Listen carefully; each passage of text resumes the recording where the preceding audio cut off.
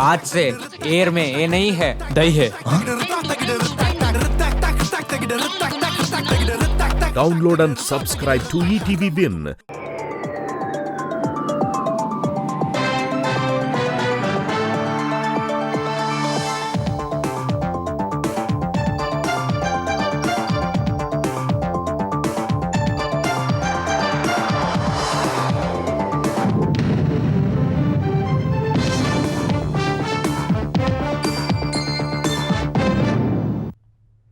నమస్కారం ETV news కు స్వాగతం. ముందుగా ముఖ్యాంశాలు.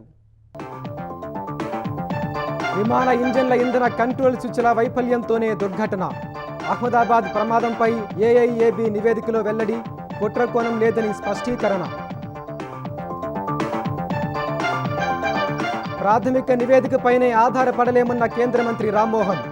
పూర్తి స్థాయి నివేదిక వస్తేనే దుర్ఘటనకు కారణాలు తెలుస్తాయని ప్రకటన. ఉత్తరాంధ్రను లాజిస్టిక్ హబ్గా మారుస్తామన్న రామ్మోహన్.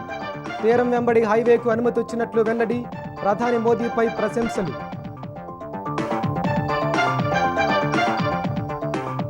ఏపీ మద్యం కేసులో విచారణకు విజయసాయిరెడ్డి గైర్హాజరు. ముందస్తు కార్యక్రమాలే కారణమని వెల్లడి, తదుపరి కార్యాచరణపై సిట్ కసరత్తు. బీసీ రిజర్వేషన్లపై విపక్షాల వైఖరిని తప్పుపట్టిన కాంగ్రెస్. అభినందించేందుకు కేసీఆర్కు నోరు రావడం లేదని ధ్వజం, బీజేపీ తీరుపైన విమర్శలు. వ్యక్తుల సత్తా సామర్థ్యాలకు విదేశీ డిగ్రీలు కొలమానం కాదన్న సీజేఐ. విదేశీ చదువుల కోసం అప్పుల పాలు కావద్దని యువతకు హితవు. కోల్కతాలో మరో దారుణం. ఐఐఎం విద్యార్థినిపై సహచర విద్యార్థి అత్యాచారం, మత్తుమందు ఇచ్చి లైంగిక దాడికి పాల్పడినట్లు ఆరోపణ.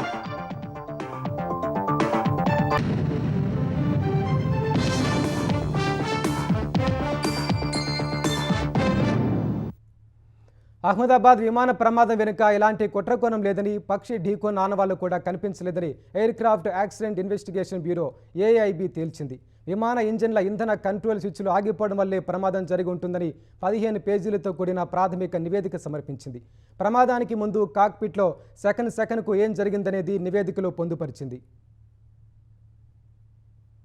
అహ్మదాబాద్ విమాన దుర్ఘటన వెనుక కుట్రకోణం లేదని aircraft accident investigation bureau తేల్చింది. విమానం ప్రయాణించిన మార్గానికి సమీపంగా పక్షులు కూడా ఎగురలేదని, అవి ఢీకొన్న ఆనవాలను గుర్తించలేదని వెల్లడించింది. ఈ మేరకు 15 పేజీలతో రూపొందించిన ప్రాథమిక నివేదికలో ప్రమాదానికి విద్రోహ చర్య కారణమని చెప్పటానికి ఎలాంటి ఆధారాలు లేవని తెలిపింది. అయితే ఇంజన్ ఇంధన కంట్రోల్ స్విచ్ ఆగిపోవడం వల్లే ప్రమాదం జరిగి ఉండొచ్చని ప్రాథమికంగా అంచనా వేసింది. సెకను తేడాతో 2 ఇంజన్ల ఇంధన కంట్రోల్ స్విచ్లు ఆగిపోయినట్లు తెలిపింది. వాటిని తిరిగి రన్ చేసేందుకు పైలట్లు ప్రయత్నించారని, ఒకటి పాక్షికంగా పనిచేయగా రెండోది రికవరీలో విఫలమైనట్లు వెల్లడించింది. ప్రమాద సమయంలో థ్రస్ట్ లివర్లు పనిచేయనట్లు అనిపించాయని ఏఏఐబీ పేర్కొంది. కానీ బ్లాక్ బాక్స్ డేటాను పరిశీలిస్తే థ్రస్ట్ లివర్లు పనిచేసేందుకు ప్రయత్నించినట్లు కనిపించినట్లు తెలిపింది. ఆ ప్రకారంగా సాంకేతిక వైఫల్యం ఉన్నట్లు అనుమానాలు వ్యక్తం చేసింది. టేకాఫ్ కు ఫ్లాప్ సెట్టింగ్, గేర్ సాధారణంగా పనిచేశాయని, వాతావరణ పరిస్థితులు కూడా అనుకూలంగా ఉన్నట్లు పేర్కొంది. పైలట్లు ఇద్దరూ మెడికల్ గా ఫిట్ గా ఉన్నారని, ఇలాంటి విమానాలు నడిపిన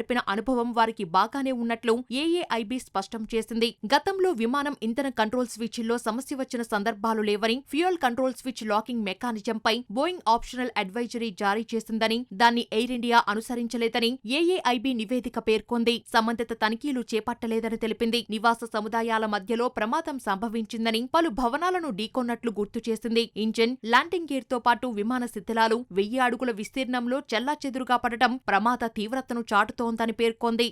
విమాన ప్రమాదానికి ముందు కాక్పీట్లో సెకనుకు ఏం జరిగిందనేది ఏఏఐబీ తమ నివేదికలో వెల్లడించింది. అహ్మదాబాద్లో జూన్ 12న ప్రమాదానికి గురైన విమానం ఢిల్లీ నుంచి వచ్చి ఉదయం 11:17 అహ్మదాబాద్లో ల్యాండ్ అయింది. మధ్యాహ్నం 1:10:38 విమానాశ్రయం బే 34 నుంచి లండన్ బయలుదేరేందుకు సిద్ధమైంది. 1:32:03 గ్రౌండ్ నుంచి టవర్ కంట్రోల్ కు మారింది. 1:37:33 టేకాఫ్ క్లియరెన్స్ జారీ అయింది. వెంటనే టేకాఫ్ ప్రారంభించగా విమానం గ్రౌండ్ సెన్సార్లు ఎయిర్ మోడ్లోకి మారాయి. విమానం గాల్లోకి లేచింది. 1:38.42 గరిష్ట వేగమైన 180 knots ను అందుకుంది. మరుక్షణమే ఇంజన్ 1, ఇంజన్ 2కు చెందిన ఇంధన స్విచ్లు రన్ నుంచి కటాఫ్ పొజిషన్ కు మారాయి. 1 సెకను తేడాతో రెండూ ఆగిపోయాయి. ఇంధన సరఫరా ఆగిపోవడంతో ఇంజన్లు రెండు టేకాఫ్ వేగం నుంచి తగ్గుతూ వచ్చాయి. స్విచ్లు ఎందుకు ఆపారంటూ ఒక పైలట్ మరో పైలట్ ను ప్రశ్నించినట్లు కాక్పిట్ వాయిస్ రికార్డర్లో నమోదైంది. తాను ఆఫ్ చేయలేదని మరో పైలట్ సమాధానమిచ్చారు. ఎయిర్పోర్ట్ పెరిమీటర్ గోడను దాటిన వెంటనే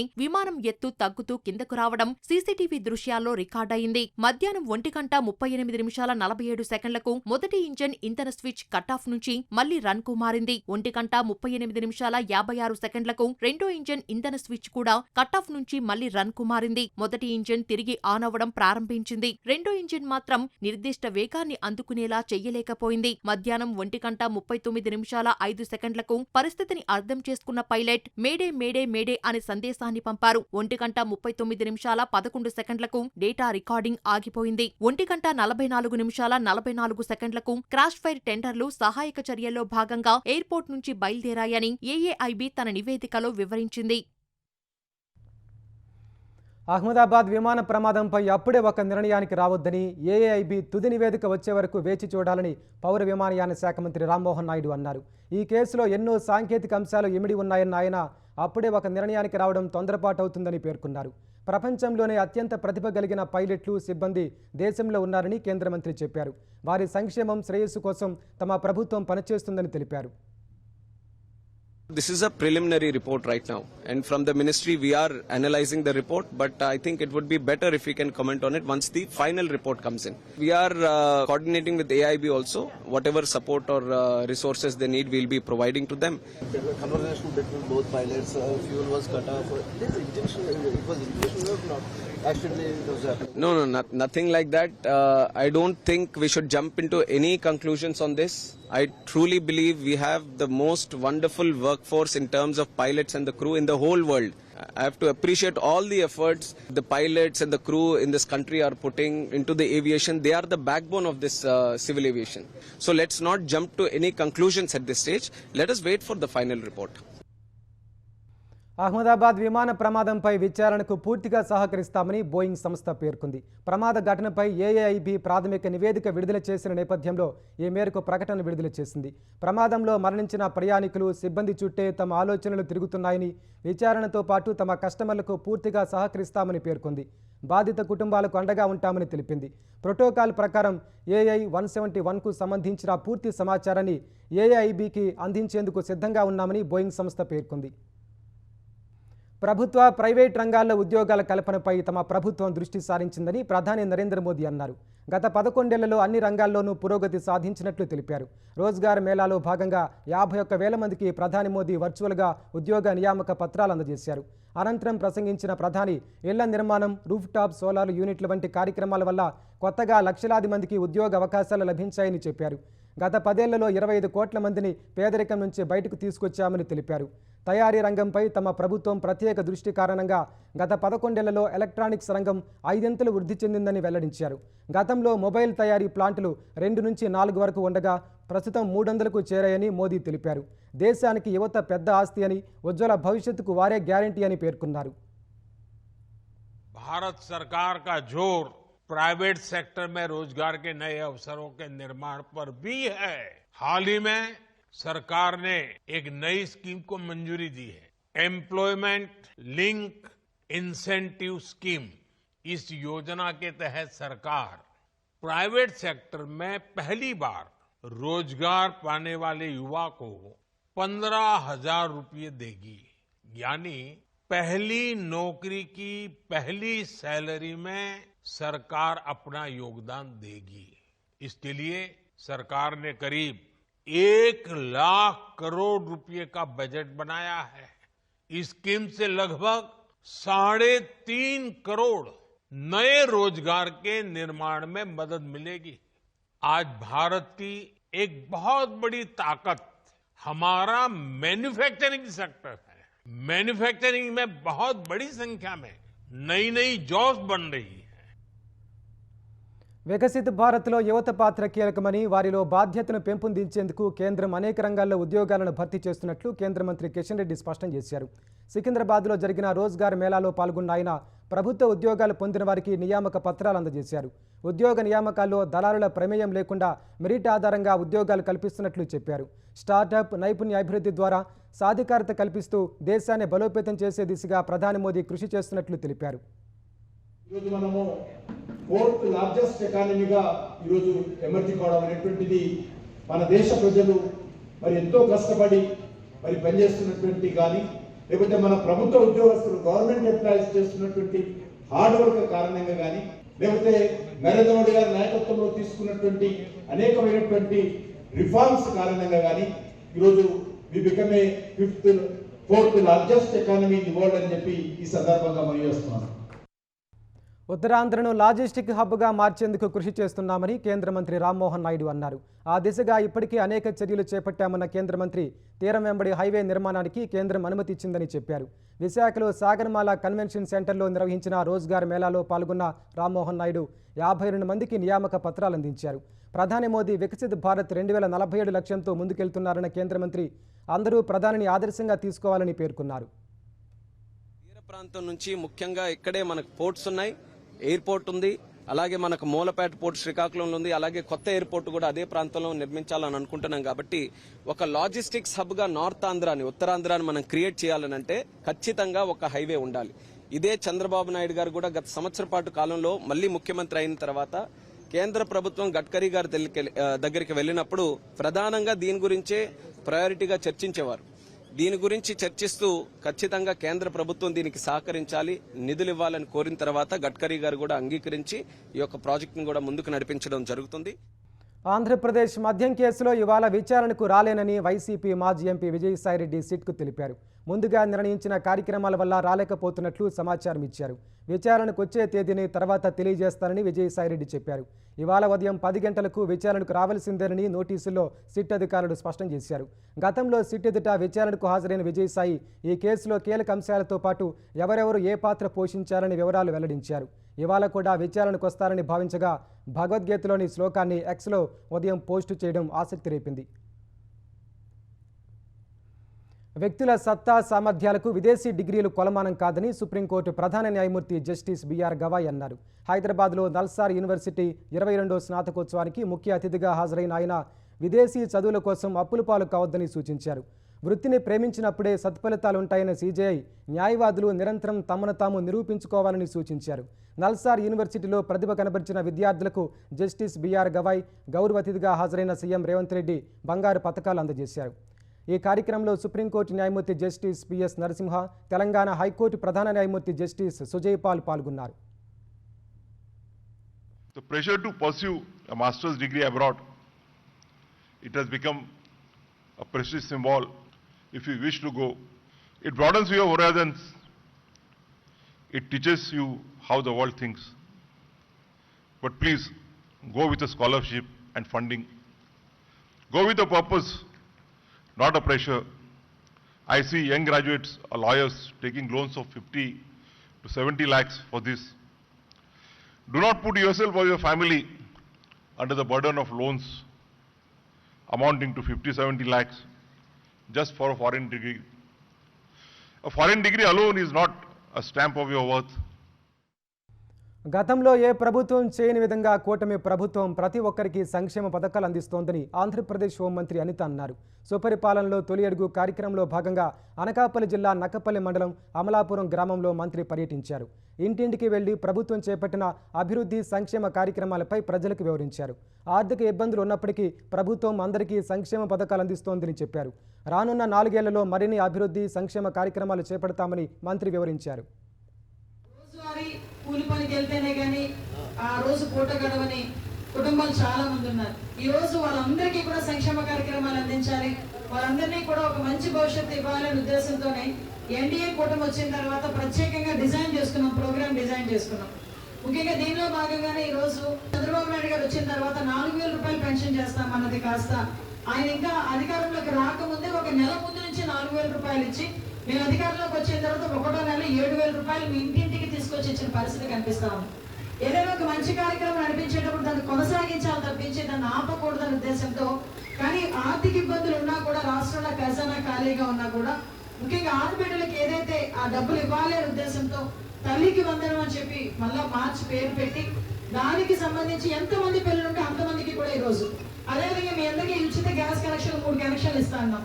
ఆల్రెడీ 2 కనెక్షన్లు గ్యాస్ సిలిండర్లు వచ్చినాయి. ఇప్పటికీ రాకపోతే ఆ సిలిండర్ కూడా వస్తుంది. ఆంధ్రప్రదేశ్లో మున్సిపల్ అవుట్సోర్సింగ్ ఇంజనీరింగ్ కార్మికుల డిమాండ్లపై ప్రభుత్వం సానుకూల నిర్ణయం తీసుకుందని పురపాలక శాఖ మంత్రి నారాయణ వెల్లడించారు. కార్మికుల డిమాండ్లను సాధ్యమైనంత వరకు పరిష్కరించాలని మంత్రివర్గ ఉపసంఘాన్ని సీఎం చంద్రబాబు ఆదేశించారని తెలిపారు.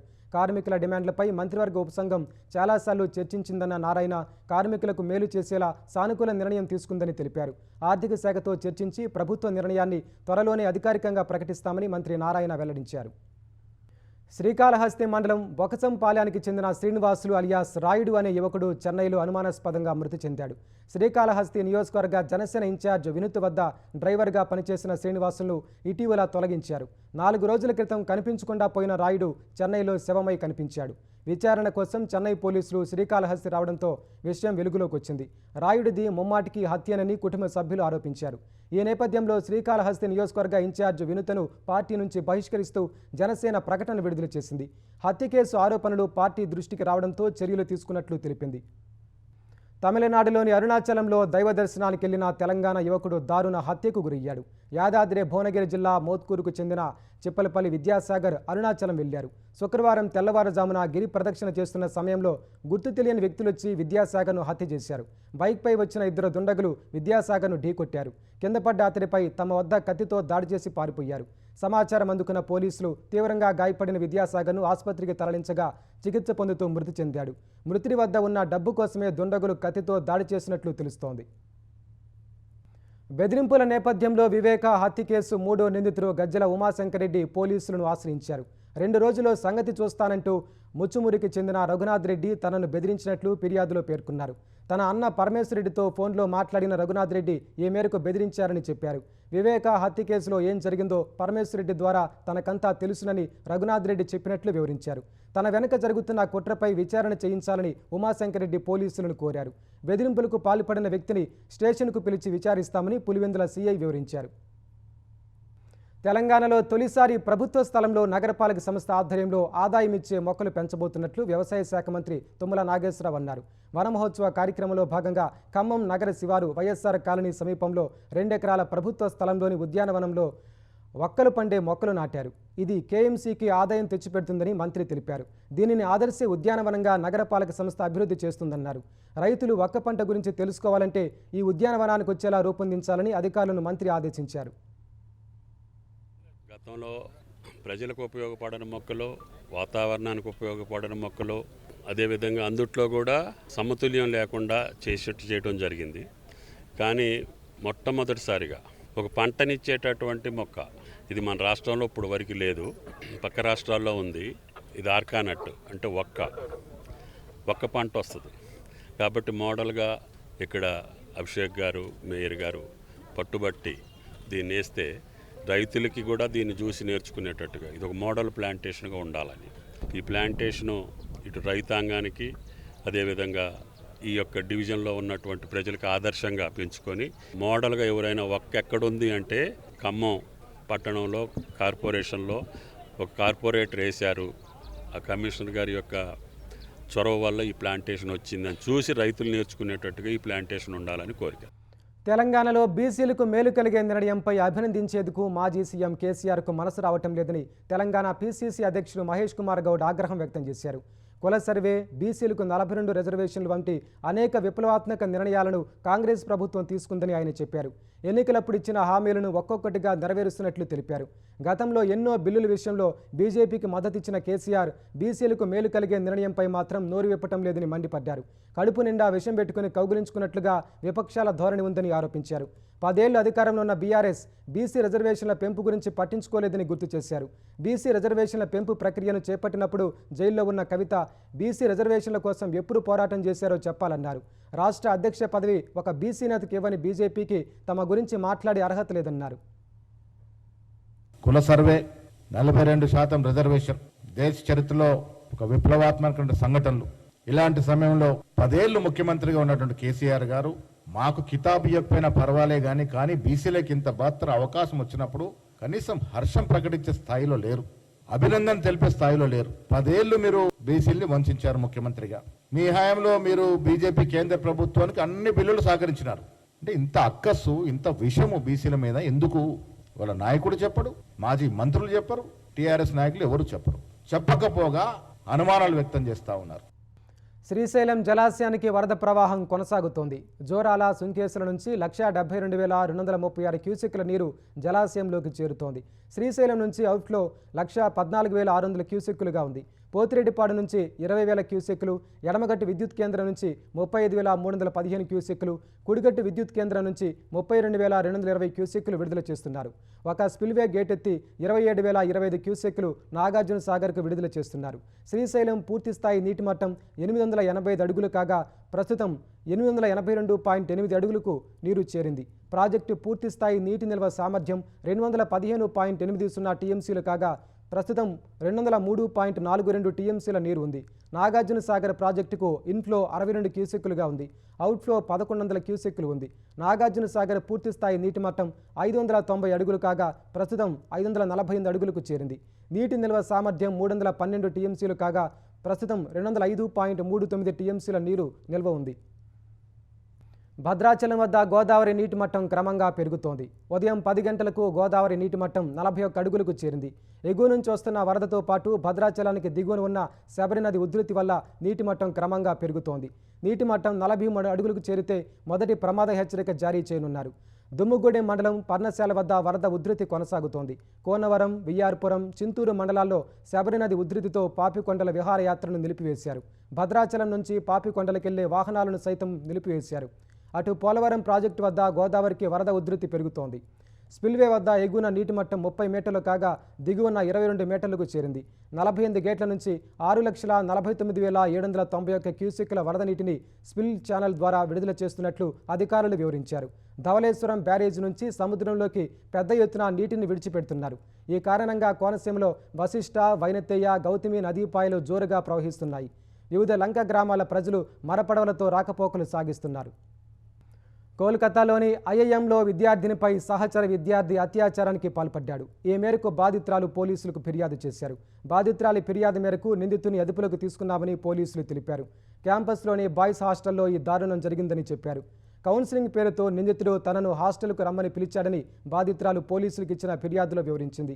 ఆ తర్వాత మత్తు పదార్థాలు కలిపిన డ్రింక్ ఇచ్చాడని, అది తాగిన వెంటనే స్పృహ కోల్పోయారని ఆమె తెలిపారు. స్పృహలోకి వచ్చేసరికి తనపై అత్యాచారం జరిగినట్లు నిర్ధారించుకున్నానని బాధితురాలు ఫిర్యాదులో పేర్కొన్నారు. ఈ విషయాన్ని బయట పెట్టవద్దని నిందితుడు బెదిరించాడని ఆమె తెలిపారు.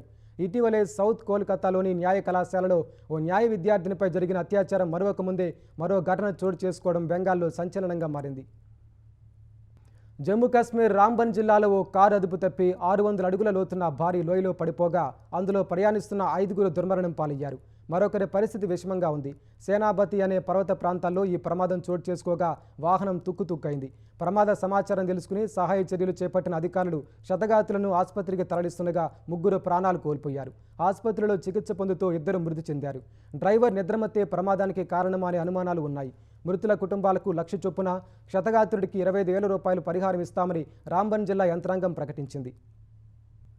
ఢిల్లీలోని సీలంపూర్లో 4 అంతస్తుల భవనం కుప్పగూలింది. ఈ దుర్ఘటనలో భవన యజమాని కుటుంబంలోని ఓ మహిళా పురుషుడు మృతి చెందారు.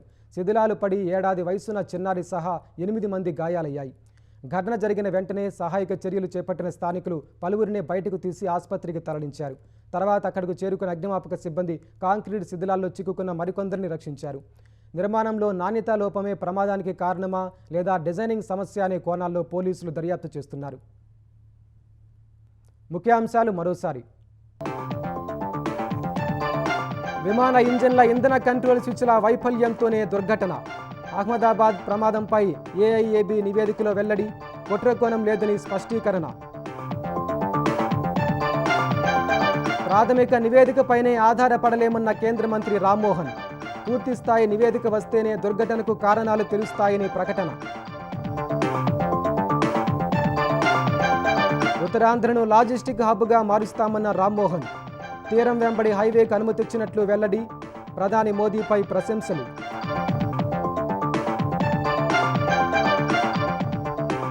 ఏపీ మద్యం కేసులో విచారణకు విజయసాయిరెడ్డి గైర్హాజరు. ముందస్తు కార్యక్రమాలే కారణమని వెల్లడి. తదుపరి కార్యాచరణపై సిట్ కసరత్తు. బీసీ రిజర్వేషన్లపై విపక్షాల వైఖరిని తప్పుబట్టిన కాంగ్రెస్. అభినందించేందుకు కేసీఆర్కు నోరు రావడం లేదని ధ్వజం. బీజేపీ తీరుపైన విమర్శలు. వ్యక్తుల సత్తా సామర్థ్యాలకు విదేశీ డిగ్రీలు కొలమానం కాదన్న సీజేఐ. విదేశీ చదువుల కోసం అప్పుల పాలు కావద్దని యువతకు హితవు. కోల్కతాలో మరో దారుణం. ఐఐఎం విద్యార్థినిపై సహచర విద్యార్థి అత్యాచారం. మత్తుమందు ఇచ్చి లైంగిక దాడికి పాల్పడినట్లు ఆరోపణ.